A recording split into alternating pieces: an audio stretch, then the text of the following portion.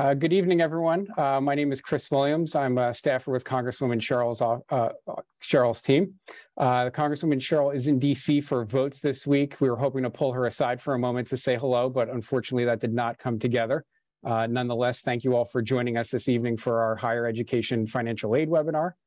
Congresswoman Sherrill knows how this is a crucially important topic for many families in our district, as well as our rising seniors as they begin to work on their applications and apply to college this fall. So as a mom of four, including a mom of a junior in high school, her family's just beginning to think of all this stuff, and she recognizes how tough and confusing and anxiety-inducing the financial aid process can be for families. Figuring out how to pay for a college education and making ends meet while doing so is one of the biggest considerations and hurdles facing college-bound students. College is such an exciting and formative time. It should be financially accessible to anyone who wants to attend. And the federal financial aid offers students and families some great resources and options to make that possible. So for that reason, we wanted to bring together some experts to help guide you on how the financial aid process works. We have panelists here from the Federal Department of Education, as well as the New Jersey Higher Education Student Assistance Authority, and they're going to give you some guidance on how this all works. So they're going to give you an overview of both the federal and state resources for financial aid, and we'll have some time for a Q&A as well. Just to cover a few things before we begin, if you have a question, please use the chat box on your screen. Our staff will be reviewing these for the Q&A portion of today's event. And if there's anything outstanding that we don't get to, we'll follow up with you afterwards. Please keep in mind that this webinar is being recorded, so please refrain from disclosing any of your personal information with your questions or anything like that. We're going to get to as many questions as possible. And like I said, we will follow up with you directly if we don't get to everything.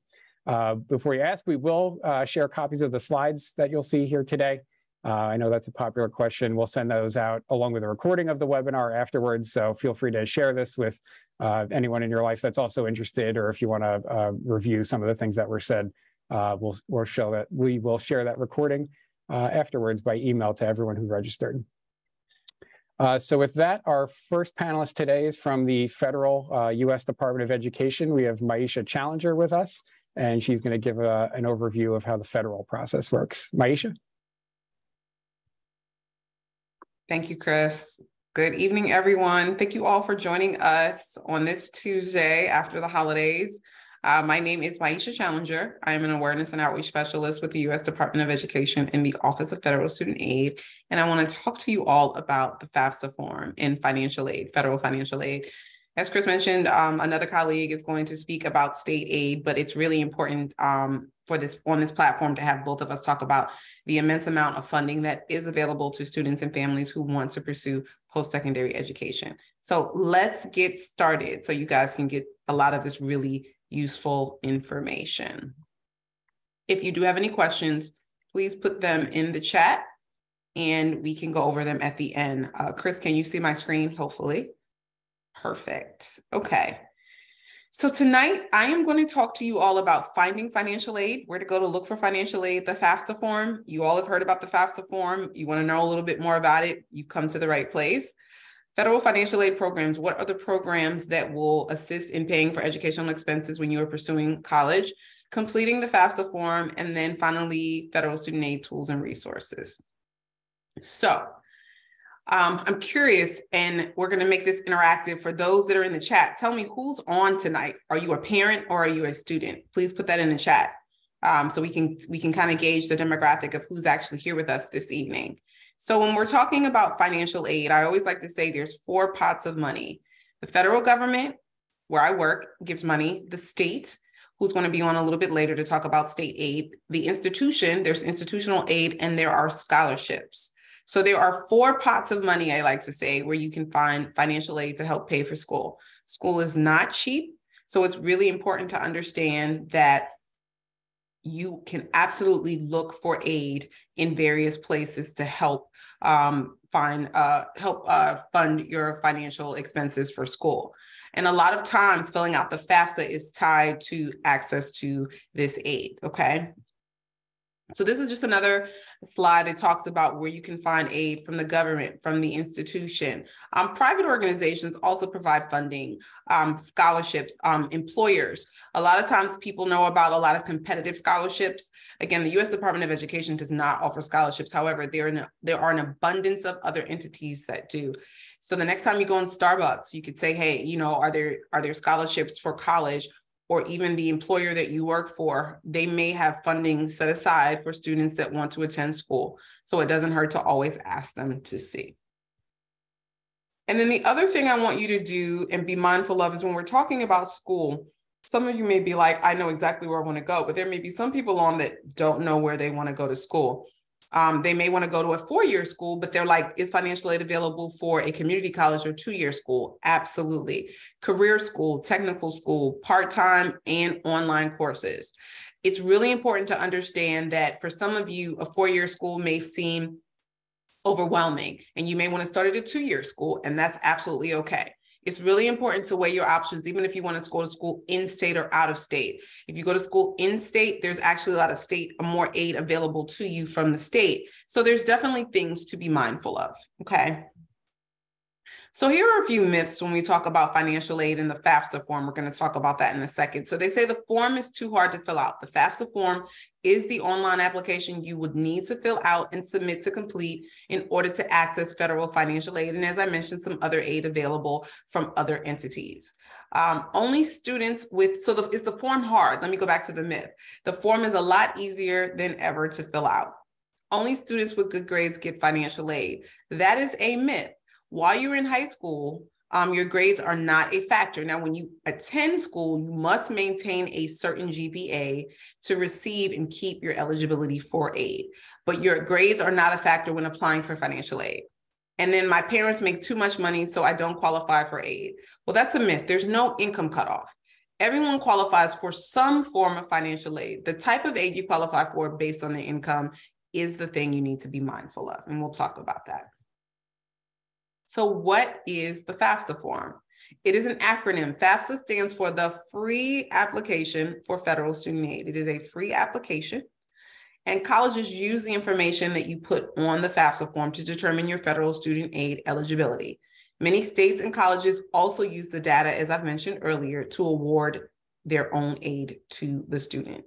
It is a free application for federal student aid. You should not be paying anyone to assist you. Now, there are wonderful resources. The Congresswoman is putting together this event tonight. You have state individuals or that can work with you. You have school counselors. There are absolutely people that can help you fill out this free application, and you absolutely should not be paying anyone. If someone says they're from the federal government and you have to pay them, that is absolutely not true. So if you are a rising senior, and if you are, congratulations, you are going to fill out the 23-24 FAFSA form. The form came out October 1st of this year. And what this means is that if you're going to school in the fall of 2023 and the spring of 2024, then this is the application that you would fill out. Now, we do have overlapping cycles. There's also something called the 22-23 FAFSA, okay? And that would be if you were going to school in the fall of 2022 or the spring of 2023. But if you are a high school senior and you are graduating in the spring of next year and you're going to school in the fall of 2023, in the spring of 2024, you're going to fill out the 23-24 FAFSA, and it came out on October 1st. Now, there's some critical information people need to know when it comes to filling out the FAFSA. The date it comes out, which is October 1st every year, and then the tax information. There's definitely some personal identifiers needed on the form, your name, your address. There's certain questions related to income, but not your mortgage. Taxes are the key documentation required if you've worked to complete the form. If you're a student and you've worked, we need your tax information. If you are dependent and you live with your parents, we need their tax information. We'll talk about that. So for the 2023-24 FAFSA, we want 2 years back, or we call it prior, which would be 2021's tax information, not 2022's. Now, if there's a significant difference, let's say on this 23-24 FAFSA form, we want 2021's tax information. Let's say in 2021, you were working, but now in 2022, you're not. we still would want you to put your tax information on the form, and then you can follow up with the financial aid office. So the FAFSA is the front end of the financial aid process. This is the application. On the back end, you need to talk to the financial aid office. They are the ones dispersing the actual aid based on the information you put on the form. So if you're a student and parent, you want to become best friends with the people in the financial aid office, because they are the one assembling the award, a letter, and the package for the student. So remember, I mentioned tax information is really critical on the FAFSA form. There's something called an IRS data retrieval tool that we created, or we work with the IRS, where you can extract your tax information directly from the IRS into the FAFSA form. That is the current policy that we're working with when it comes to tax information. It will, now everyone cannot, most people qualify for, not qualify. You should be able to access the tool. If you can't, that's okay. You can manually input the information as well. It is not mandatory to use the tool. However, schools do like that you use the tool. Again, if you want to manually put in your tax information, what we do is we give the line number on your taxes that correspond with the information that we need on the FAFSA form. So we make it very easy and fluid for you. I also want you to all remember that the FAFSA is not a one and done application. You must fill it out every year you are attending school. So if you're in community college for 2 years, you're going to fill it out every year. If you're in a 4-year school, it's every year as a high school senior, as a freshman, sophomore, junior, and senior in college, because your information may change each year. So every year you are completing the application when it comes out October 1st. And remember, I mentioned deadlines. So I talked about the different types of aid. I talked about federal aid, state aid, institutional aid, and scholarships. Well, there are deadlines that are required when you are looking for assistance.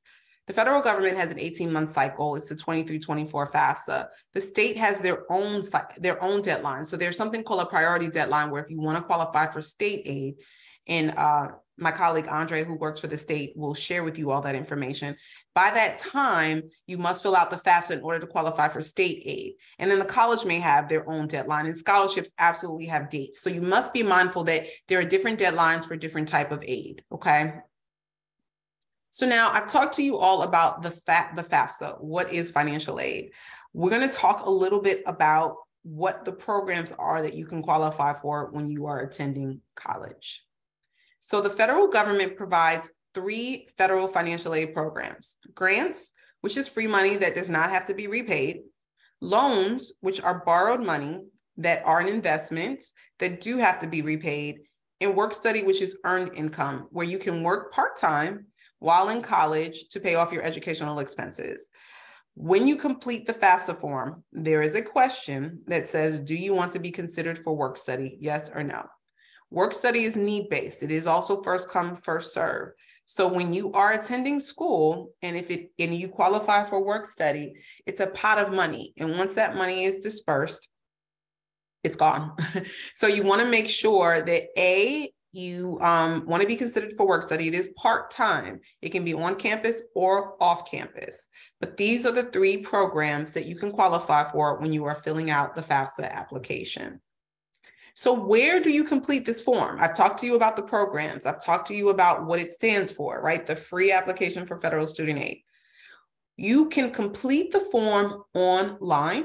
We have a website called studentaid.gov, or you could put in FAFSA.gov. We've integrated studentaid.gov. It's a website for students and parents on the financial aid journey that has a lot of great resources. So you can do it on your desktop. You can also do it on your mobile device. Now, we had a My Student Aid mobile app. We actually retired the app. So the app no longer exists. However, just like you would complete the FAFSA on your desktop, you can do the same thing on your mobile device. So you would literally just type in the URL on your mobile device, FAFSA.gov or studentaid.gov, and it would bring up the same image you see on the screen. You can start on your mobile app. You can start on your mobile device. Remember, the mobile app is retired. You can start on your mobile device, save it, and then you can pick up where you left off on your desktop and vice versa. But we give you options to complete the form right at your fingertips. Now, when you're completing the application, there is a signature required at the end of the form. It is called an FSA ID. You probably have heard of it before. It is a username and password. that you need in order to complete the form and access our federal student aid websites. Now, both the parent and the student need their own separate, unique FSA ID. You cannot share the same FSA ID. So if your mom is filling out the FAFSA application with you, she will need her own FSA ID. And as a student, you will need your own FSA ID to complete the application. Now, what is needed on this FSA ID are a couple of identifiers, your social security number, and it has to be verified. Now, if you are a first-time FAFSA filer, you don't have to wait for the verification. You can actually create your FSA ID and then complete the FAFSA when it's time to put your information into the application. Now, some people can create their FSA ID before the application, but you can actually do it right then and there when you are filling out the FAFSA form, okay? Now, if you've forgotten your username or password, we give you options via email to retrieve your information as well as using your phone, okay? But it's important to note that you do need a signature, and it is called an FSA ID, not a FAFSA ID, but an FSA ID. So who should complete the FAFSA form? In order to complete the FAFSA form, there are some basic eligibility requirements. You must be a U.S. citizen or eligible non-citizen, have a valid social security number. You must be enrolled in an eligible institution and pursuing a degree. You must have a high school diploma, GED, or homeschooling. And then at one point, there was a question for males where you had to be registered for the selective service. But that question will no longer be on that question has been removed, and you will no longer have to answer that question. So when you fill out the FAFSA as the student, you fall under two categories, independent or dependent.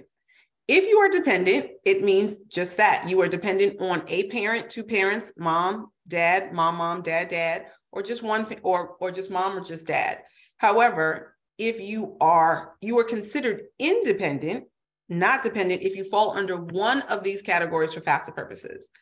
At least 24 years old, married, a graduate or professional student, a veteran or member of the armed services, someone with legal dependents other than a spouse, you are an emancipated minor, someone who is homeless or at the risk of being homeless or under legal guardianship.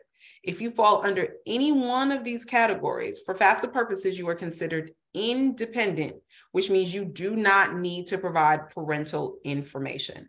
Now, I know some of you are like, well, wait a minute. What if I just am at home and my sister takes care of me? Like my mom is not part of the process. Well, when we're going to talk a little bit about who is your parent, but understand that right now, for FAFSA purposes, you are considered dependent if you're dependent on someone, but you are considered independent if you fall under one of those categories. Let me also say this, when we talk about being homeless or legal guardianship, that is something that has to be court ordered. There's a process called verification, where once you complete the FAFSA application, the school may require you to provide supporting documentation.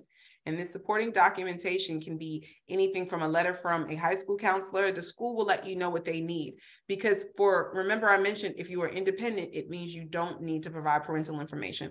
And the school can absolutely ask you for supporting documentation. They will not award you a financial aid. They will not award you a potential award letter if you do not provide them that information.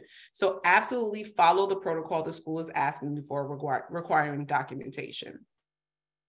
Now, remember earlier I was mentioning, well, maybe you have a sister or a grandmother or someone else other than your biological parent who is taking care of you. So maybe your parents are incarcerated. You don't know their whereabouts. You've left home due to an abusive circumstance. There is something called a dependency override or professional judgment, where if you don't have parental information, the school can still potentially award you financial aid. Now, here's the caveat. Every circumstance is not a special circumstance. Let's say you just don't want to live at home with your mom and you just want to live on your own. That is something where, and you don't fall under the independent criteria. Your parental information is still absolutely needed. Now, you can talk to the school, but as I mentioned, every circumstance is not a special circumstance and it must be well documented. Once you provide, if you don't have your parents' information, and if your parents just don't want to give their information, that cannot also be considered a special circumstance. You need to absolutely share, and if your parents are on the line or on the webinar, be mindful that the school does need some type of information to award financial aid to the student or your child. So be mindful that the tax information necessary is just going on the form and being used to assemble an award package. If it's not a special circumstance, the student will only qualify for unsubsidized loans. So they miss out on the grant money, on the work study aid that can be provided to the student. So again, if you think it's a special circumstance, you can absolutely follow up with the financial aid office. However, as I mentioned, every circumstance is not that. Every circumstance is not special or considered special. So I want to go back to who is your parent when you fill out the FAFSA form. So again, for FAFSA purposes, your parent for FAFSA purposes must be biological, as I just said, or adopted. If you've been adopted by your grandmother, then she is your parent and you would put her information on the form. So adoptive parents are parents on the FAFSA form as well as biological parents. Now, a legal guardian, that's a little different, is someone other than your parent or step-parent determined by a court in your state of legal residence. Now, remember, I mentioned to you all that being under legal guardianship is actually one of the criteria to make you independent for FAFSA purposes. So if you have a legal guardian in court ordered, not just your legal guardian because they say they are, but it is something that is court ordered by the courts, then for FAFSA purposes, you're actually considered independent. This infographic shares with you all whose information needs to be on the form. So let's say I am going to school and I live at home with my mom and my stepdad. You would put their information on the FAFSA form. If you're living, we call it the custodial parent, the person you've been living with the most during the year. Now, let's say that your mom and dad are separated. Mom hasn't remarried and you spend time equally with both parents. You're not living with mom the majority of the year. It's the parent that provides the most support is who you put on the FAFSA form. So a lot of times I hear, well, you put on the FAFSA form if your parents are divorced or separated, the parent that makes the least amount of money.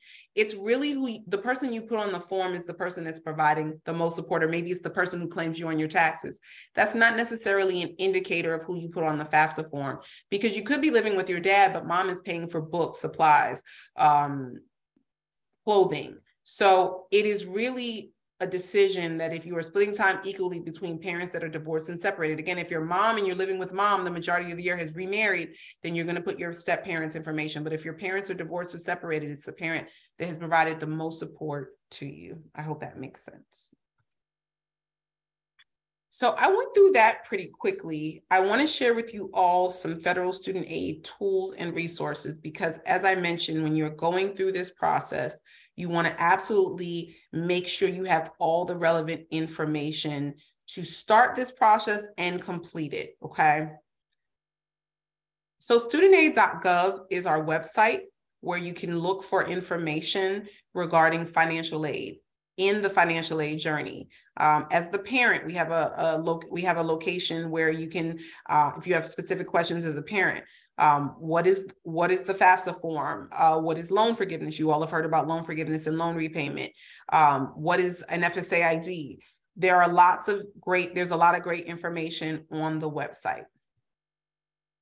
And then here's another tool that I wanted to share with you all, using College Scorecard to compare which college or career school is right for you. Remember earlier I said financial aid is not just for a 4-year school. It can be for a 2-year school. It can be for technical school, a trade school.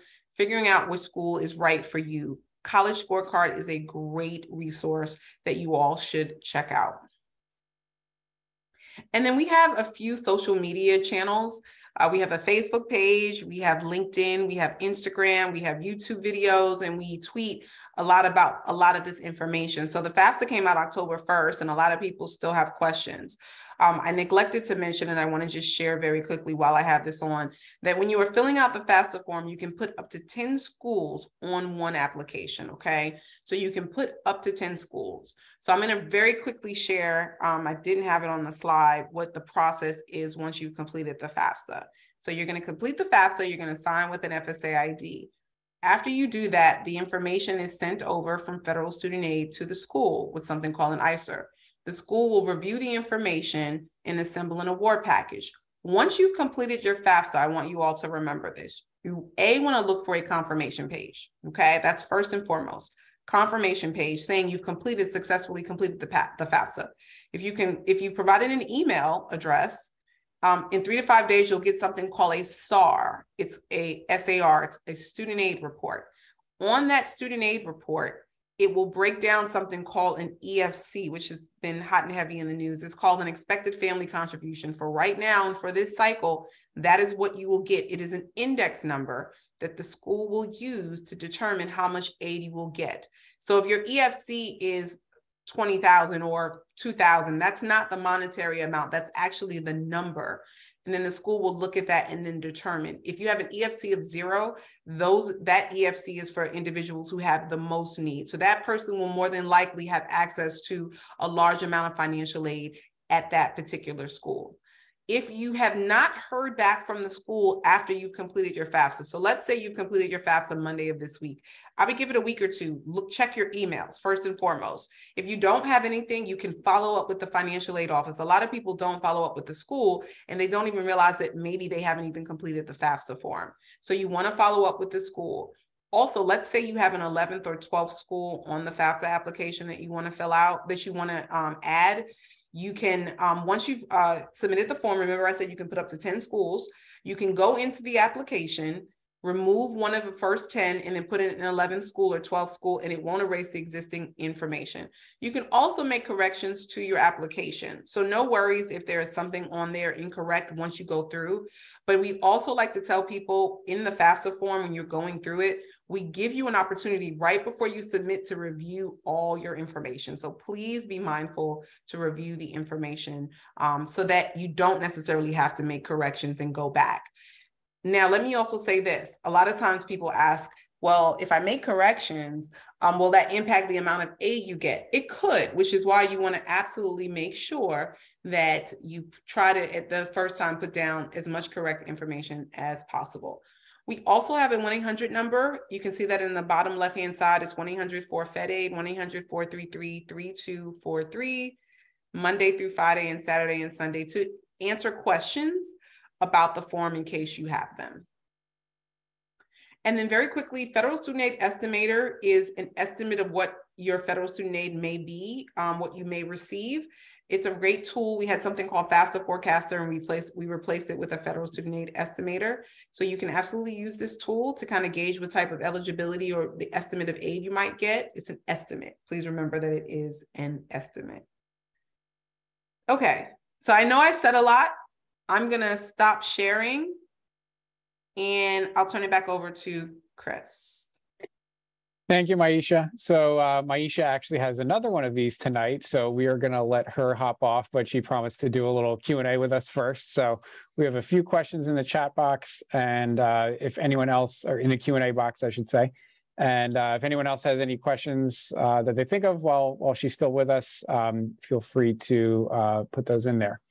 So our first question was anonymous. Let's see, I already have one student loan and they want to go back to school. Is it possible for me to get another student loan? Do you have anything for us there, Maisha? Yes, as long as you're paying back on that loan. So let me also say this when we talk about loans.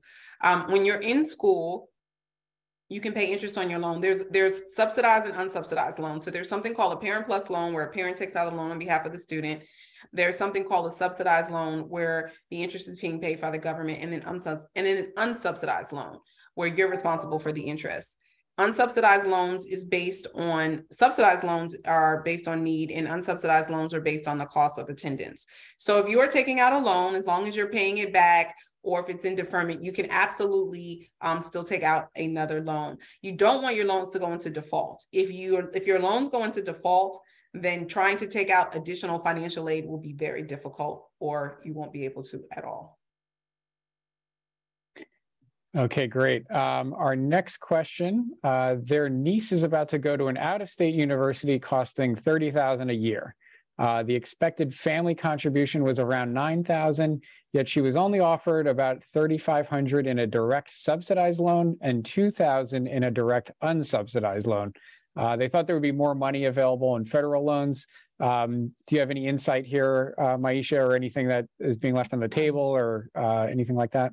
Yeah, well, that's where Andre will come in and talk a little bit later.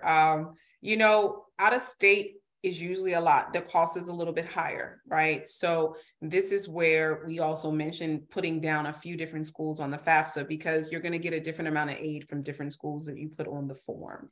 So my suggestion would be, follow back up with the financial aid office. You can always ask them, is there any additional institutional aid? It sounds like the award package has been assembled, but the school may have their own additional aid that they can provide. So the other thing that I neglected to mention was, when you are filling out the FAFSA form, the cost of attendance for a school is high. School costs are going up. And so let's say the cost of attendance is cost of attendance is tuition, room and board, books, supplies. So it's not just tuition. Cost of attendance is a lot of different line items that combine create the cost of attendance. So if the cost of attendance for a particular school is $50,000 and you fill out the FAFSA, a lot of people assume that they will receive $50,000 in financial aid. And that may not always be the case. You may only get, in this instance, significantly less than what the full cost is. And if that happens, that gap that we call is something that you are required to, I don't want to say required, but that's something where you're going to have to figure out where you can find additional assistance. And is that something that the family can actually afford? Now, in some instances, there may be another school in state where that gap is significantly lower, and it may be a little more financially feasible for that family to attend that school.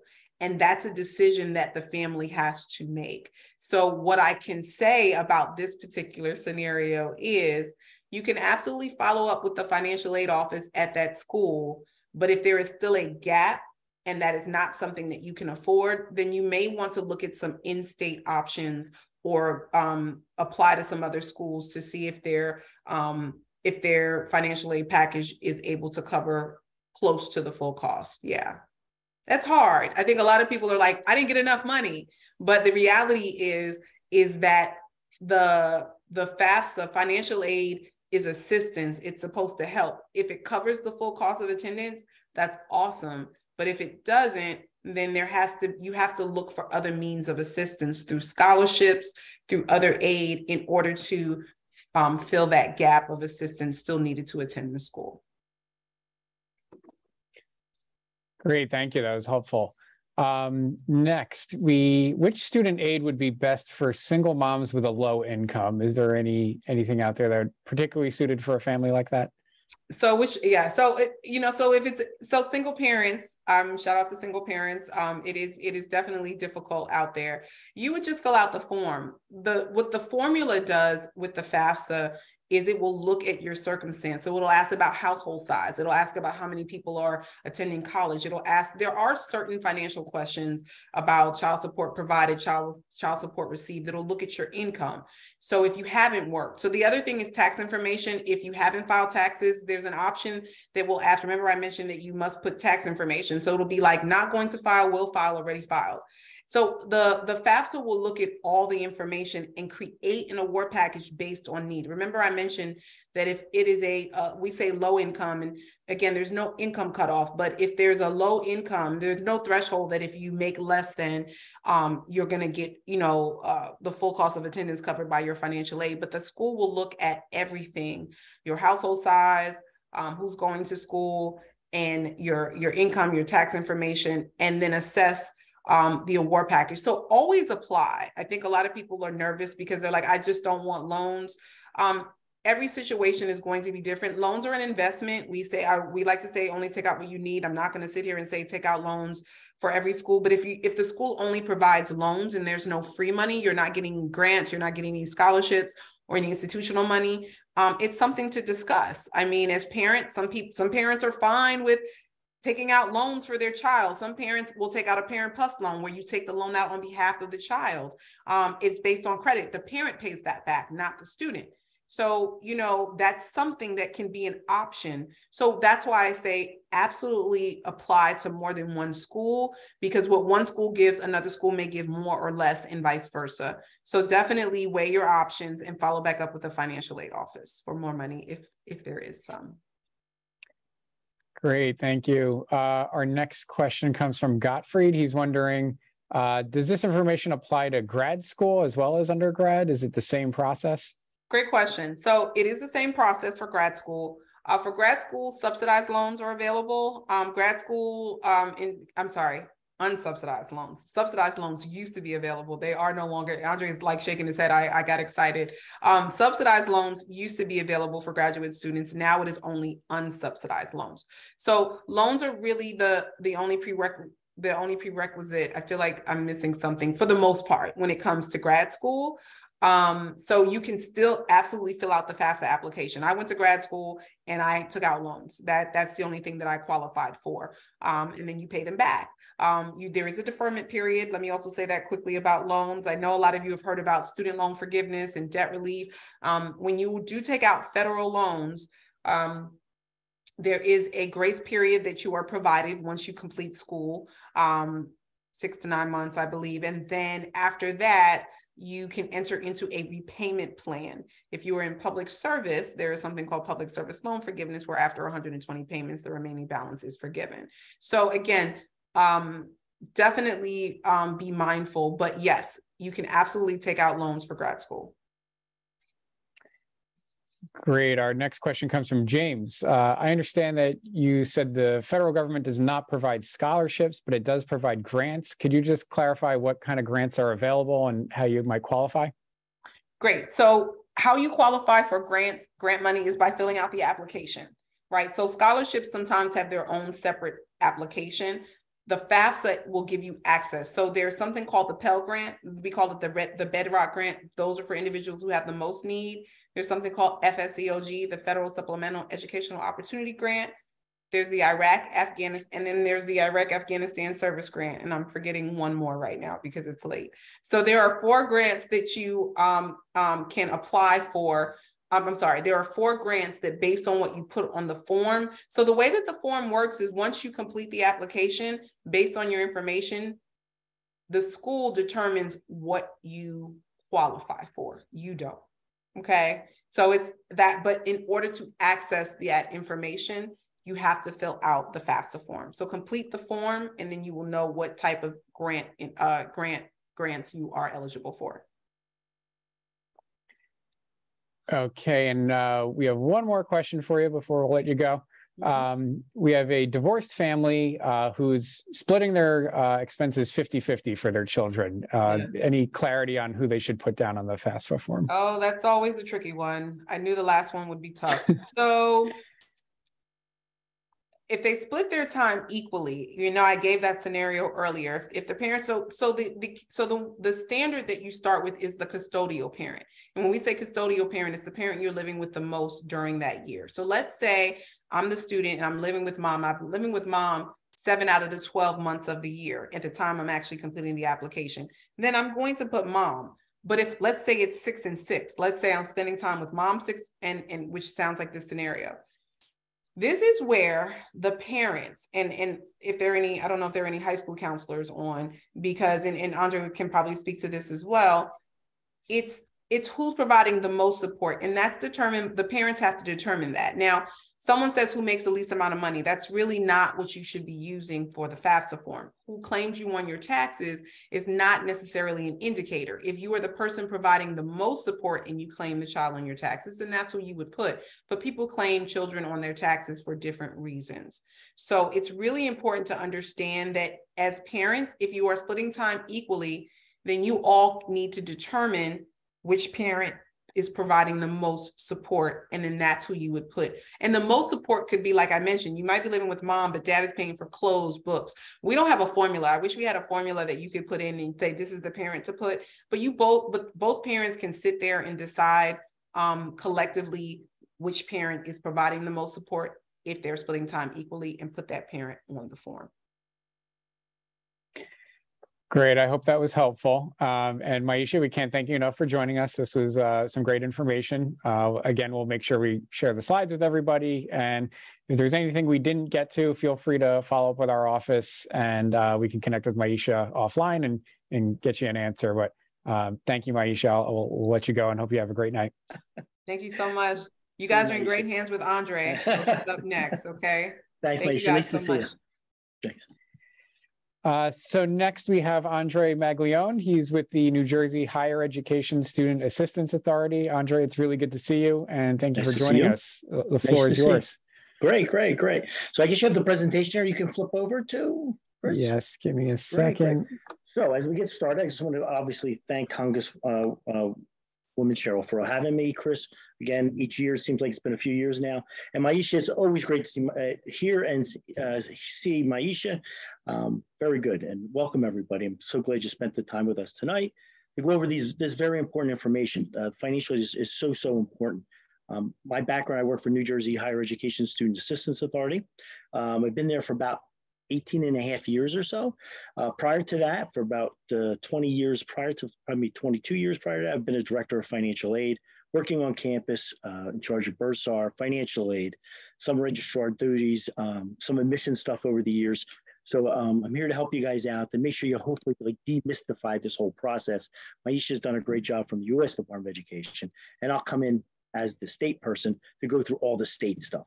And one thing I'd always like to urge is make sure, if you can, if you're high school, local, high school where your children are going to school, have a financial aid night. That is the best spot to get a lot of great information, either to myself or my staff or directors of financial aid throughout the state, to get some really good information. So if you didn't miss that at your high school, make sure you definitely see that. They usually spend about 2.5 hours with you. So ready, I'm ready. Whenever you're ready. Great, sounds good. I'm just pulling up your slides here. Good. Perfect timing. Love it. Bear with me a second.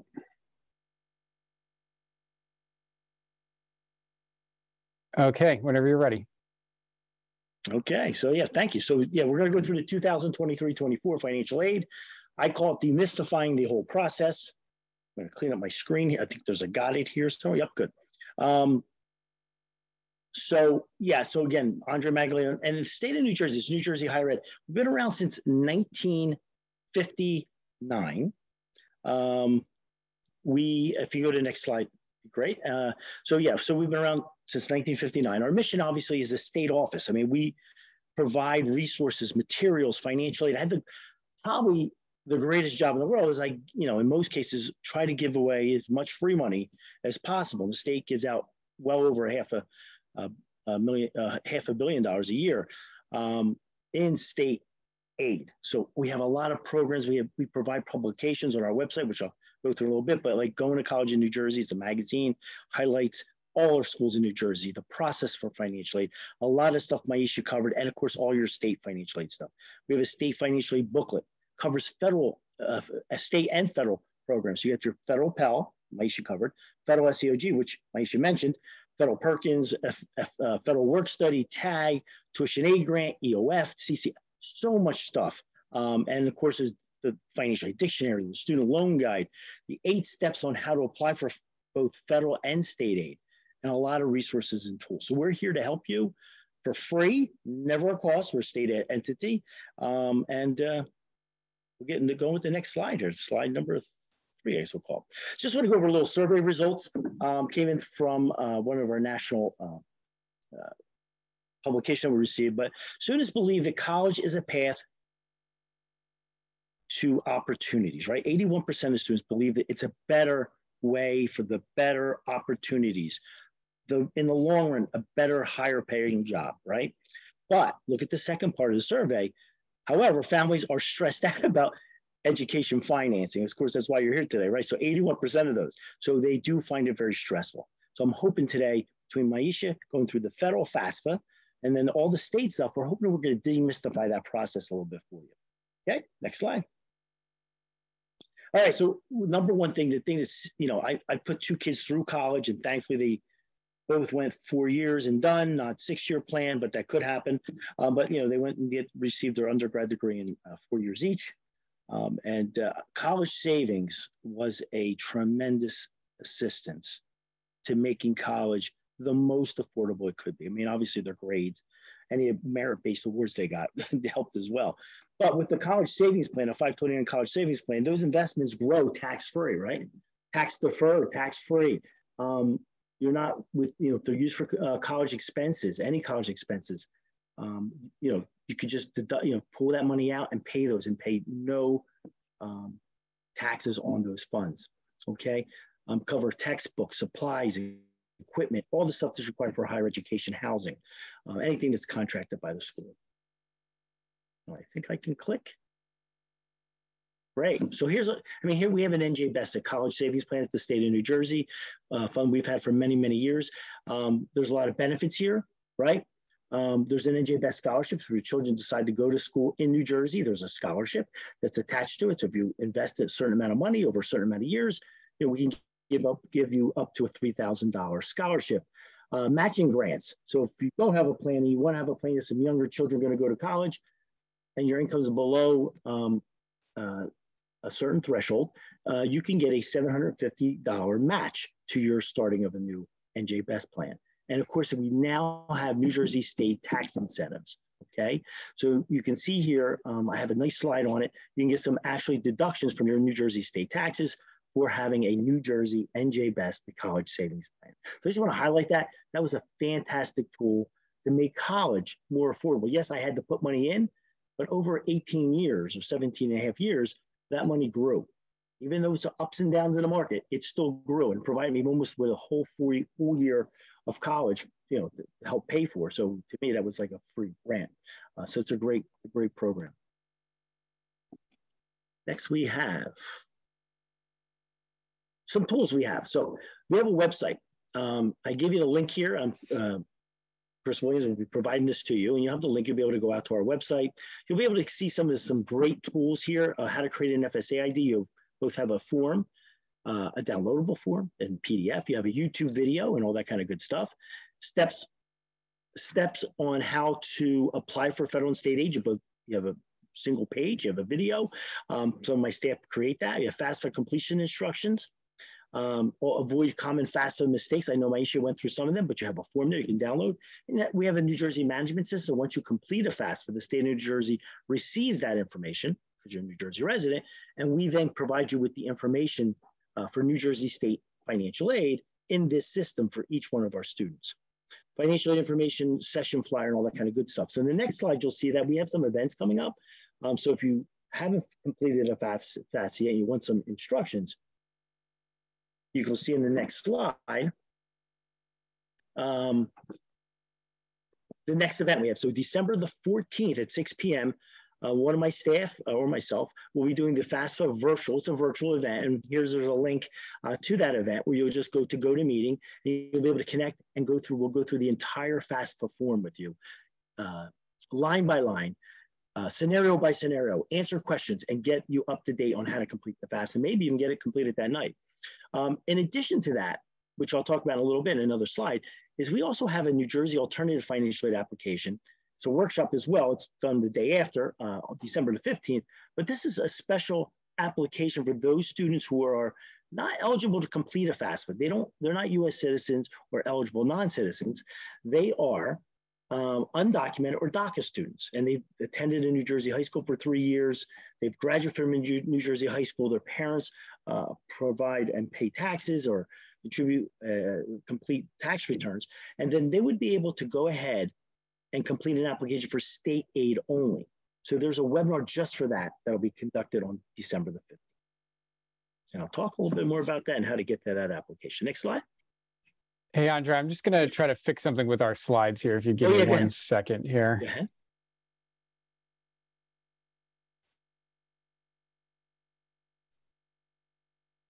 Okay, we're working on this little thing, this little fix.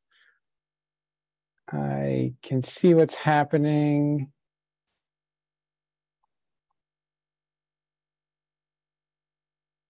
Oh, there we go.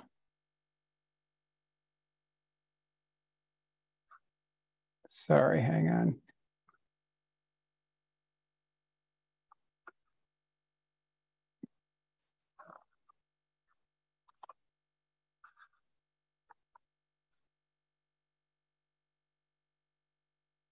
Okay, that should be better for folks. Thank you for the thank you for those that gave me that feedback. Sorry about that.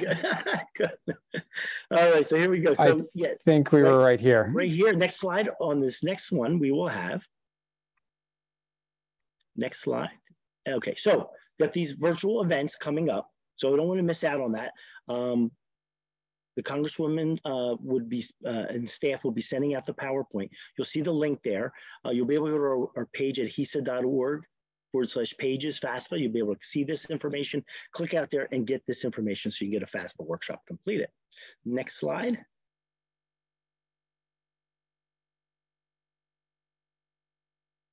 There we go. So I talked about New Jersey Dreamers, which is the New Jersey alternative application the NJ Dreamers will complete. This is from our main page, right, for DACA and undocumented students, where they attend the New Jersey high school for 3 years.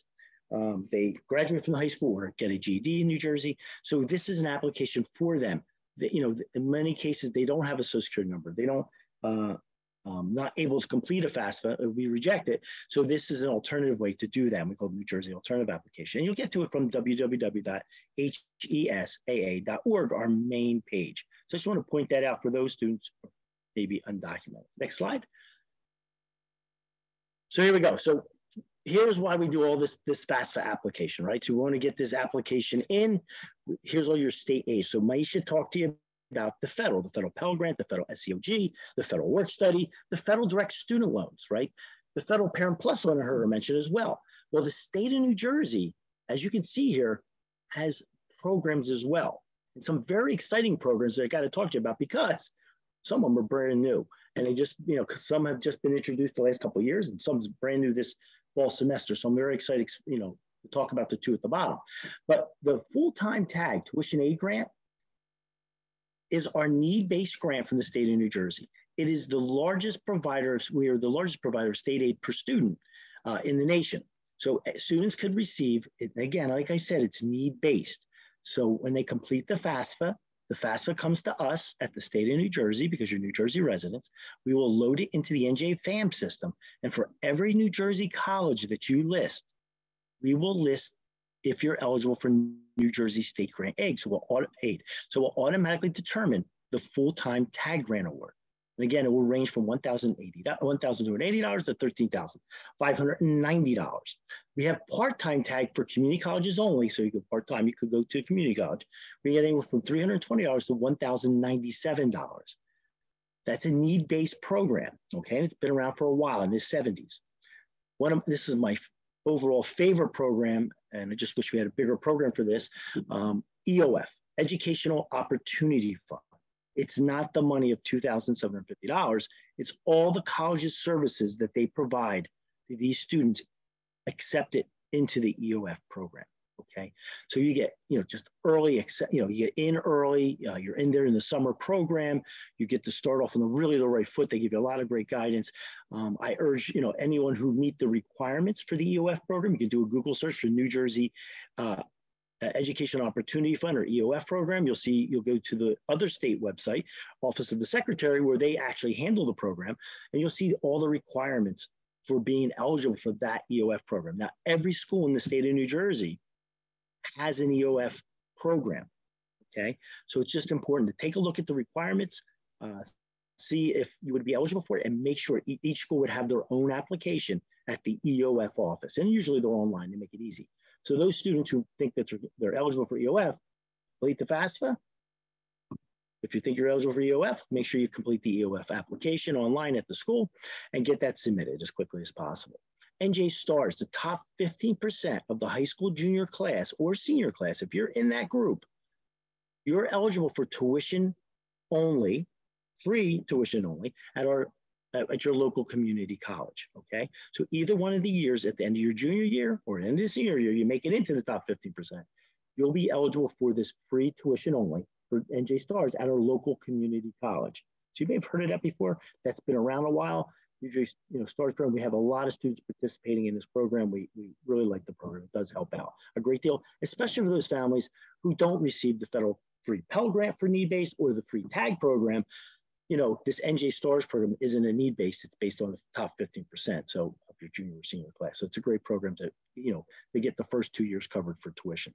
Then once you graduate from the community college, you move on to NJ Stars 2, which is at any one of the New Jersey four-year colleges. And when I say anyone, I mean anyone. That means Princeton University, private, Monmouth University, private, Rutgers State College, Montclair, any of our state schools, any of our four-year private schools, NJ Stars 2 is available. It provides up to $2,500 per year. Okay, just want to explain that program, the NJ Stars 1, which I call it, which is the community college part, and then NJ Stars 2, which you roll into the third and fourth year into any one of our New Jersey schools.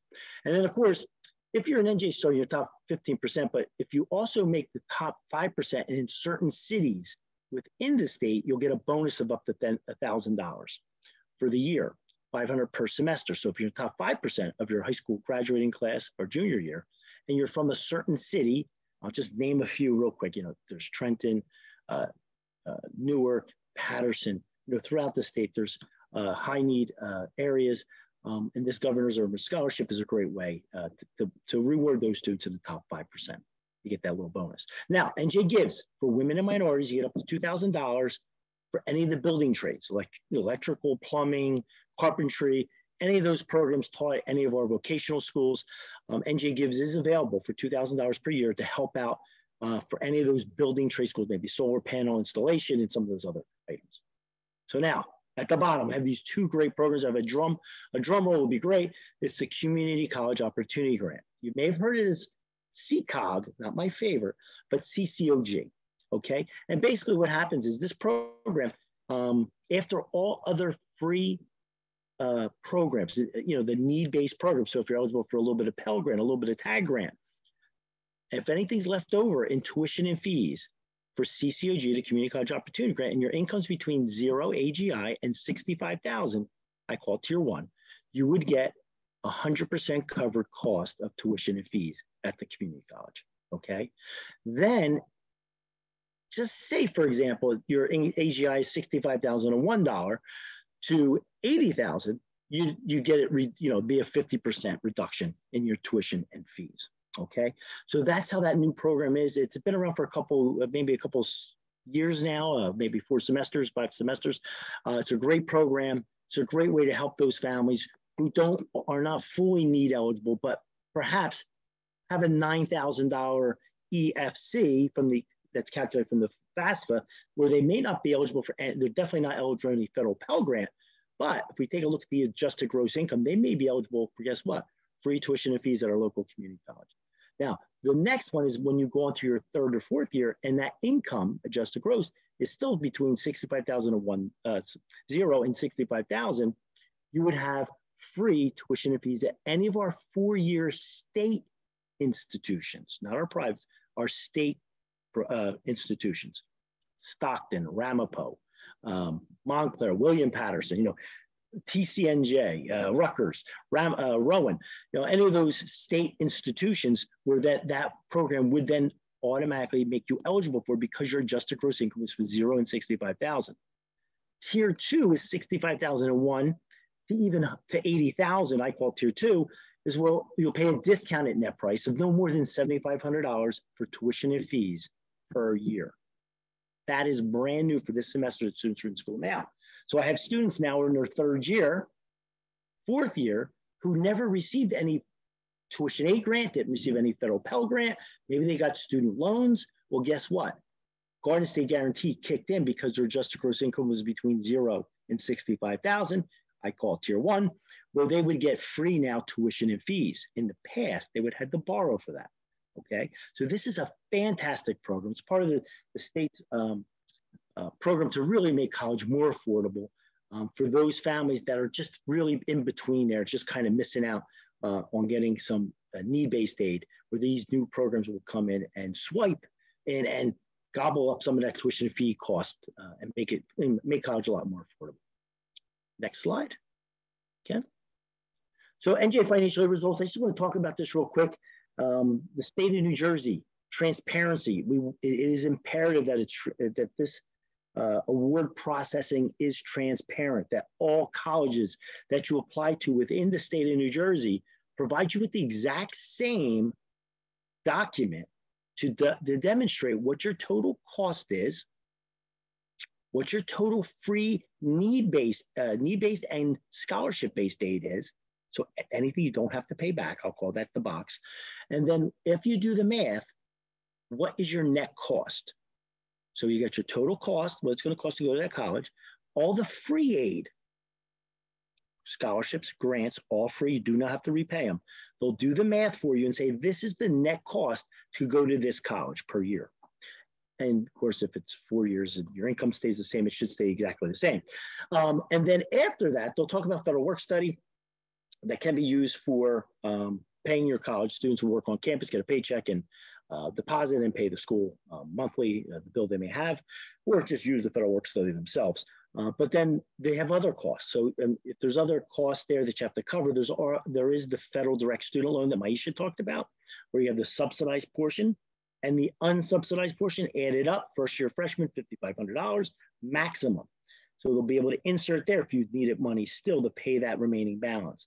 Then after that, you have the next box, if you still have a balance, and you're unfortunate that way, like I was in many years, but you'll have, you can do a cash payment plan to the college. You can get a federal Parent Plus loan, that a loan on behalf of the student from the federal government that Mikie talked to you about. We have an NJ class loan at the state of New Jersey, which we'll talk about a little bit. And also, if the school has their own loan process or loan system, that they can offer you a low interest rate loan. And then your tuition would be paid, and then you'll show the remaining balance of being zero. So basically, it's a great way to line up all your schools. I've been doing this a long time. I've been at HESA for 18 and a half years. And when I do a financial aid night, and a few months later, coming around February or March, I'll have about 15, 20 parents reach out to me and say, hey, Andre, do you think you can meet with me at your office? I want to go through the 8 or 9 award notices I received from all the schools from all the different states, because I don't understand which one, how much is it really going to cost me. So they would come in and I meet with them. But with this new transparency law, it's real easy now to know your actual net price, and they'll all be exactly consistent in that exact same way. So that's great. So this is a great process, a great law that they have, that every school in New Jersey has to have this. And I foresee this happening throughout the United States for all schools. Okay, so those who have older students who had to compare some of the award notices, you would have seen that they were very tricky, and that's why this was created for you. Next slide. Don't have much time. College, I get this all the time at my financial aid nights. Can I appeal? Can I appeal a college decision? Mikie kind of talked about it. Yes, you can. One of the questions was, our tuition costs and fees were this. Our EFC, or expected family contribution, was that. We only got that. How do we do it? So here, I give you some good information here on the slide. Following school-specific processes, you can appeal financial aid decisions. There's a nice slide for you just to have as a resource to go through that process. And remember, supporting documentation is very important for this, okay? Next slide. And then, I talked about this, if you ever have a balance, the state of New Jersey, I think now for 21, 22 years, we've had a loan. We do export. We're probably one of the largest exporter of students to go out of state, okay? Because of that, 20-some years ago, we created the New Jersey Class Family Loan Program. And we provide families with 3 options, okay, from the state. Now, remember, Mikie said you have the Federal Parent Plus loan, okay? That has a 7.5% interest rate fixed. You'll see here the state of New Jersey has 3 plans well under the Federal Parent Plus loan. So unfortunately, you may have to borrow, but if you do, we want to get you the lowest interest rates possible that we possibly can. So families who have kids in college right now have these 3 options: 3.75 10-year, a 5.30 15-year, and a 6.75 20-year. That's our way to kind of save you some money if you do have a balance.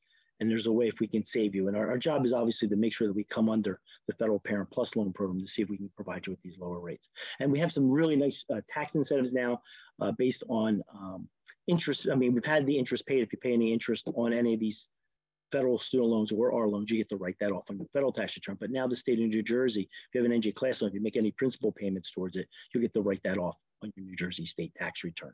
Does even save you some more. There's just a way to do it. And remember, I put in red, it's for in or out of state attendance. A lot of families say, I didn't know. I thought state aid was only for in-state. Well, it is. All our free money generally is all for in-state. But this loan program is for in or out of state. Okay, it's just so important. Just like to mention that for everybody to know that they have that. Next slide. And of course, On the next slide, we have a refi program. So once you graduate, we have a couple options there. You can see these rates for families right now. If you have a Sallie Mae loan, a Discover loan, a Wells Fargo loan, any of those private banks that provided these education loans at a higher interest rate, well, the state of New Jersey, NJ Class Refi could take those loans and flip them into our NJ Class Refi.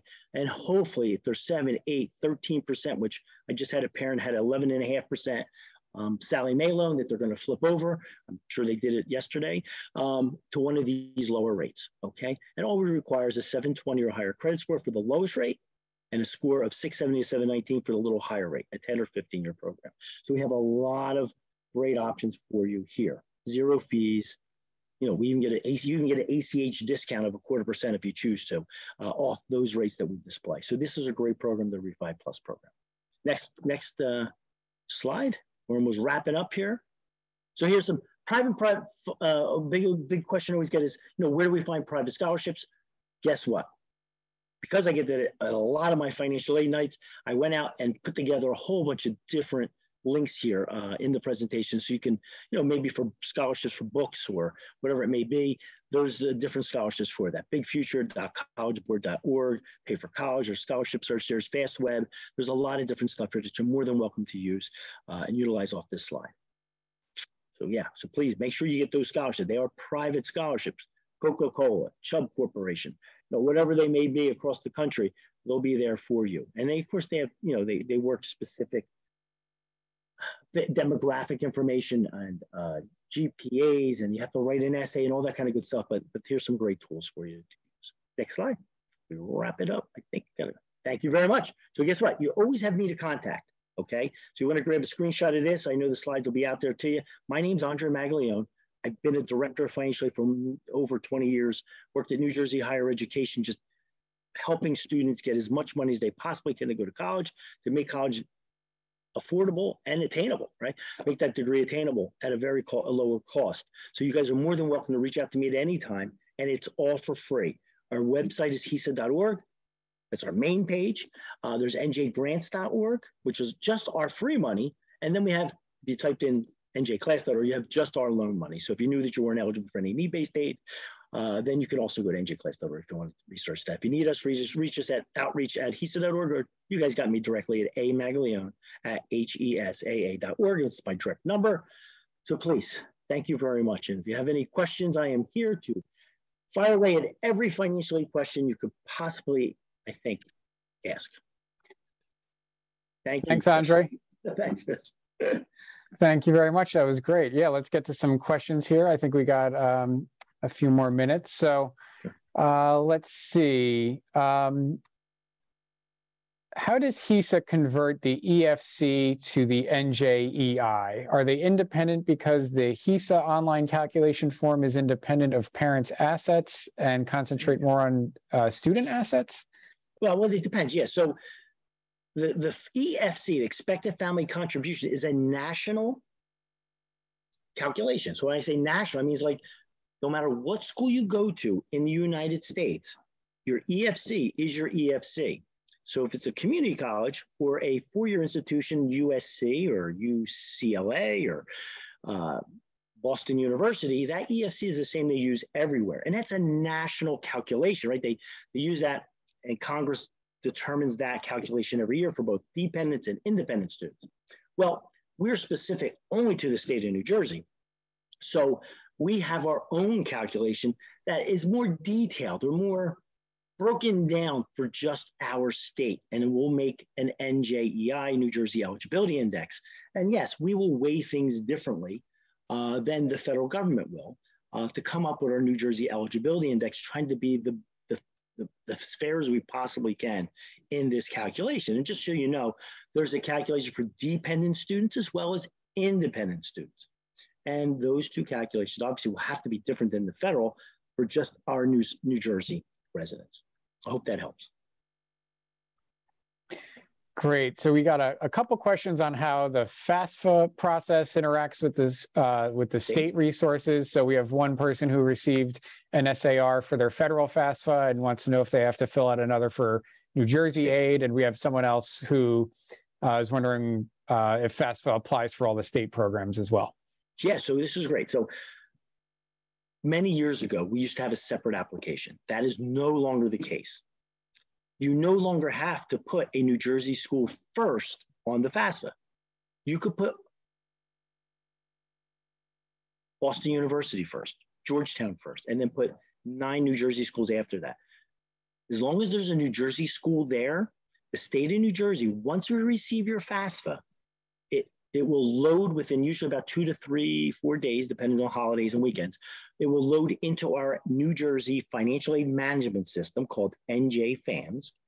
It's the abbreviation or acronym. And then once that loads in, for all those schools, we will calculate your New Jersey eligibility index. Well, it's just one New Jersey eligibility index for all the New Jersey schools, and we'll determine the state grant award for those.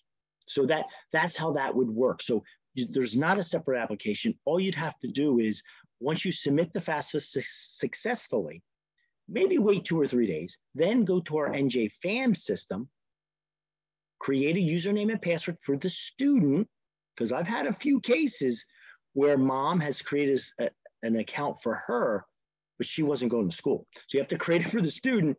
And then once the student creates that account, they'll be able to access the NJFAM system. In there, we'll have a to-do list. We'll also show your awards and eligibility.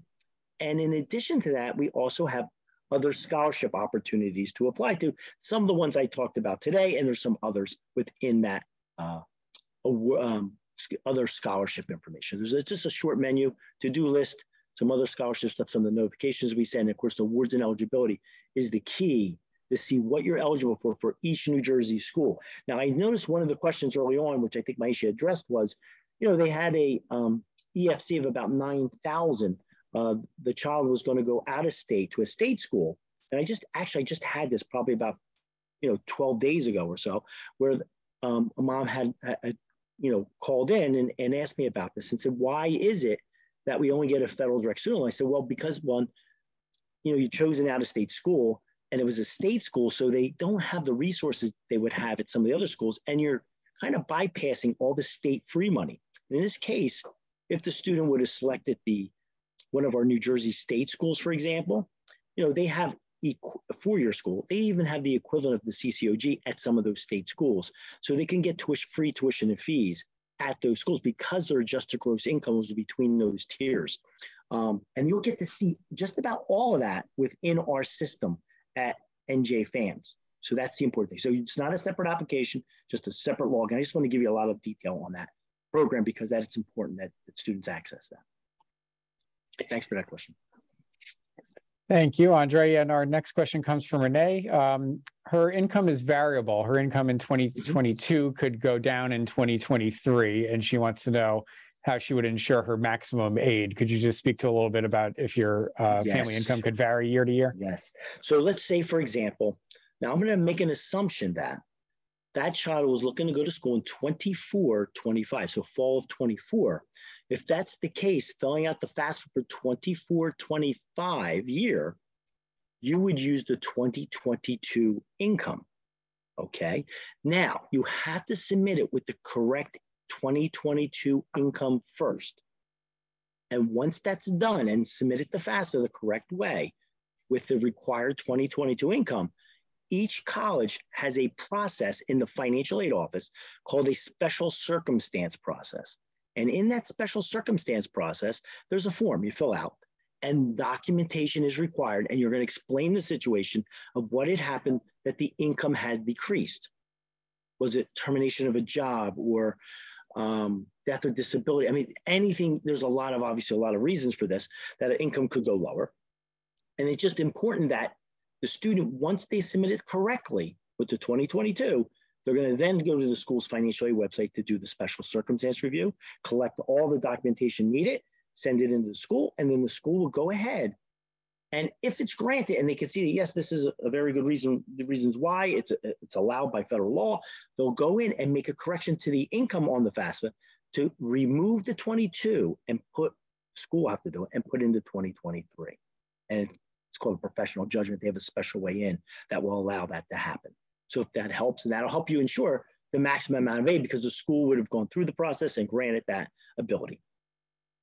And got you some more money. All right, and we have time for, I think, one more question, and then we'll wrap up. This comes from an anonymous viewer. I have 3 children in college starting in 2024. Will that affect the amount of aid I will receive? Well, there's big changes coming in 24, 25, FAFSA year. So as long as I've been doing this since 1982, they've always had the number in your household on the FAFSA as a question, and the number in college as a question. In that case, maybe you have 6 in a household, 3 going to college at the same time. And that's been the case since 1980, actually longer than I've been doing 1982, until the 24, 25 year. They are going to make a change where they're no longer going to ask for how many will you have in college.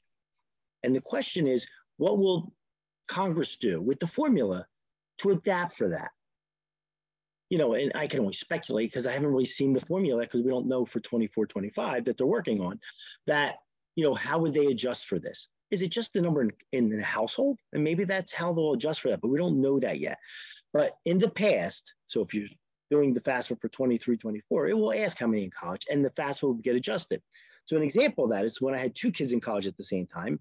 Say my EFC was 70,000 with 1 kid in college. When I added the other one in college, my EFC dropped to say $32,000 or $31,000, almost more than half of what it was for 1 kid in college. Now, we don't know what's going to happen in 24, 25, but be sure to attend the financial aid presentation that the high school will have probably in the fall of next year. Then make sure you get all the new updated information, because that is some really new information coming out for 24. All right, Andre, I can't thank you enough for joining us. We really appreciate you lending your expertise for the evening. This is really helpful. And if you get any questions after, feel free to, via email or whatever, send them over to me, and I'll be glad to help them in any way possible, any of the families. Absolutely. So you guys saw Andre's contact information in his slide, and we're going to send that around as well. Maisha's slides will go around to everyone who registered also. And if we didn't get to your question for whatever reason, we will follow up with you afterwards. If you gave your name, if you did not include your name with the question, I unfortunately won't be able to find you. So please follow up with our office. Our office number is 973-526-5668. Again, that's 973-526-5668. You can also email our office by sending us an email through our website. It's sherrill.house.gov. And if you go to contact, you can reach us there. So feel free to keep us in mind as a resource for you as you begin to plan all this out. And with that, I hope you guys have a great night, and we really appreciate you joining. Take care.